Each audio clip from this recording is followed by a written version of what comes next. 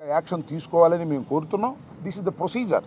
ఎప్పుడైతే station house officer సరైన action తీసుకోరో ఆ ఎస్పీకి ఇస్తాం. అప్పుడు కూడా సరైన యాక్షన్ తీసుకోలేదు, we will approach to the court. న్యాయస్థానానికి వెళతాం, న్యాయస్థానాల్లో న్యాయాన్ని రాబడతాం. అందరూ చట్టం ముందు ఎవరైనా సమానులే. అది స్పీకర్ అయినా, ముఖ్యమంత్రి అయినా, విద్యాశాఖ మంత్రి అయినా, ఎవరైనా కూడా సమానులే అని నిరూపించేటటువంటి మా పోరాటం ఇది. ఈ పోరాటంలో భాగంగానే ఇవాళ ఎస్పీ గారిని కలిసాం. ఈ పోరాటం ఇంతతో ఆగదు. చాలా చూస్తున్నాం, యూట్యూబ్లో చూస్తున్నాం, పోస్టింగులు చూస్తున్నాం, ఎంత భయంకరంగా పెడుతున్నారో మేము చూస్తున్నాం, మీరు కూడా చూస్తూ ఉంటారు. వారి మీద మాత్రం యాక్షన్ ఉండదు.